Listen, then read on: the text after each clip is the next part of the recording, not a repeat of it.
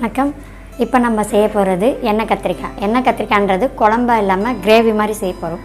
அந்த கிரேவியை செஞ்சு அந்த காம்போடு அந்த கத்திரிக்காயை எடுத்து அந்த கிரேவியில் அப்படியே பிரட்டி சாப்பிட்டோம்னா அவ்வளோ ஒரு ருசியாக இருக்குங்க. நான் சொல்கிறத விட நீங்கள் செஞ்சு பார்த்து சாப்பிடும்போது தெரியும். அது தயிர் சாதம் சாம்பார் சாதத்துக்குலாம் அவ்வளோ ருசியாக இருக்கும். ட்ரை பண்ணி பாருங்கள். இப்போ வாங்க வீடியோக்குள்ளே போகலாம்.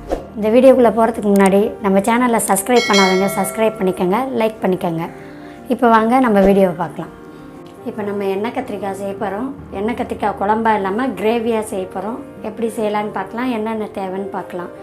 ஒரு 6 கத்திரிக்காய் எடுத்து வச்சுருக்கேன். எனக்கு இந்த கத்திரிக்காய் தான் கிடச்சிது. இதை விட வெள்ளை கத்திரிக்காய் வாங்கி நீங்கள் செஞ்சிங்கன்னா நெய் கத்திரிக்காய்ன்னு சொல்லுவாங்க, அதுதான் டேஸ்ட்டாக இருக்கும் இன்னும். அப்புறம் ஒரே ஒரு தக்காளி எடுத்து வச்சுருக்கேன். தேவையான அளவு உப்பு, ஒரு 2 ஸ்பூன் மிளகாத்தூள், இதில் 1 ஸ்பூன் போட்டுக்கலாம். தனி மிளகாத்தூளில் தேவைன்னா நீங்கள் போட்டுக்கலாம், வேண்டான்னா இதுலேயே 2 ஸ்பூன் போட்டுக்கலாம். அப்புறம் எண்ணெய் 3 ஸ்பூன் ஊற்ற போகிறோம். லாஸ்ட்டாக இறக்கும் போது ஒரு 2 ஸ்பூன் ஊற்றிக்கலாம். தட்டி வச்ச பூண்டு, இதை தட்டி போட்டால் தான் வாசனையாக இருக்கும். இதை எப்படி செய்யலான்னு பார்க்கலாம் வாங்க.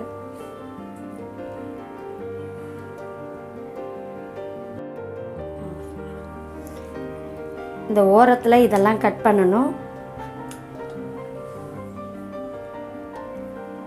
ஓரத்தில் இதெல்லாம் கட் பண்ணிவிட்டு இந்த முனையில் இருக்கிற காம்பை லைட்டாக கட் பண்ணிவிட்டு காயை இப்படி 2ஆக கிழிக்கணும்.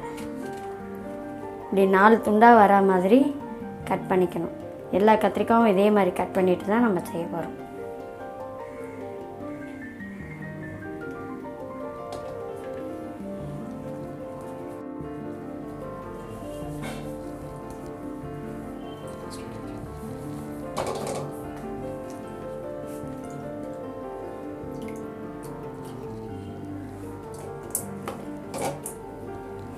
கத்திரிக்காய் போட்டாச்சு.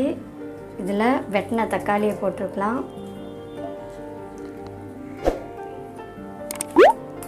ஒரு ஸ்பூன் மிளகாத்தூள்,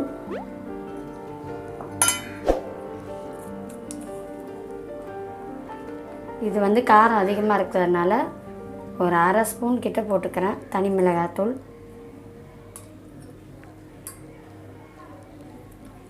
இடித்து வச்ச பூண்டு,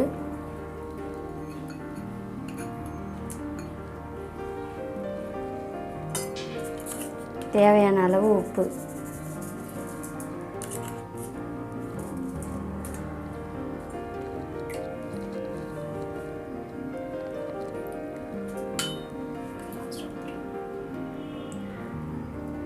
ஒரு 2 ஸ்பூன் எண்ணெய் ஊற்றிக்கலாம். லாஸ்ட்டாக தேவையான அளவு கொஞ்சம் ஊற்றிக்கலாம்.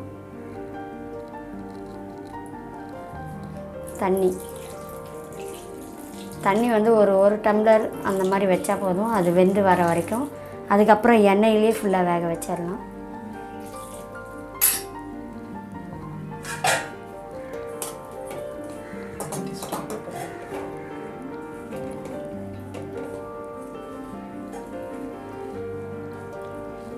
தேவையானதெல்லாம் இப்படி மிக்ஸ் பண்ணிவிட்டு அதுக்கப்புறம் நம்ம ஸ்டவ் பற்ற வச்சு வேக வச்சுக்கலாம்.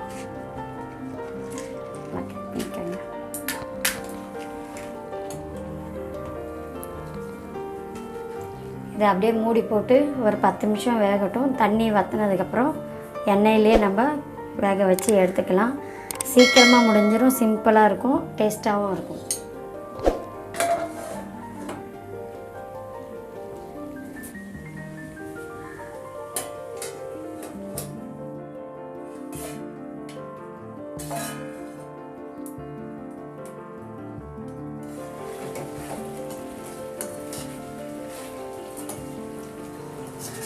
நல்லா கொதிச்சிருச்சு. இப்போ கொஞ்சோண்டு எண்ணெய் ஊற்றி திருப்பி வேக வச்சிருவோம்.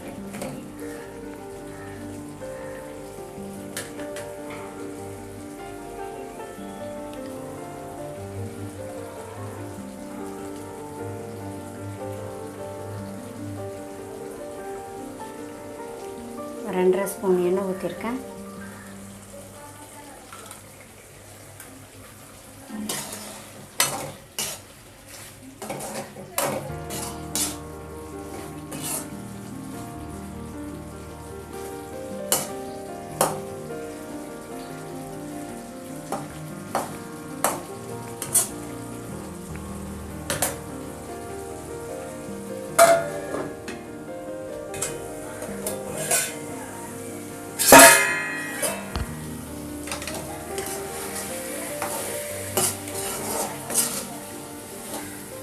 அவ்வளோதான், கத்திரிக்காய் வந்துருச்சு.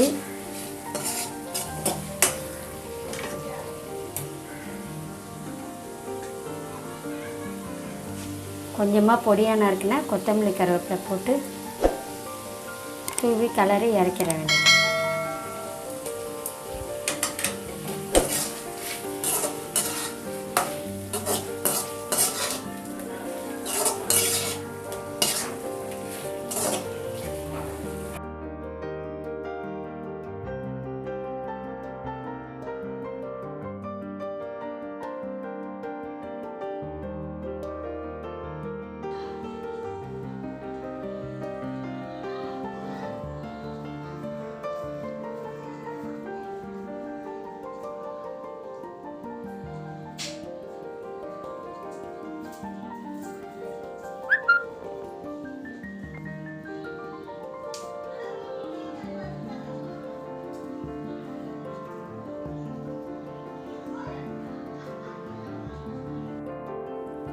இந்த வீடியோ உங்களுக்கு பிடிச்சிருந்தா லைக் பண்ணுங்கள், ஷேர் பண்ணுங்கள், மறக்காமல் சப்ஸ்கிரைப் பண்ணிக்கோங்க.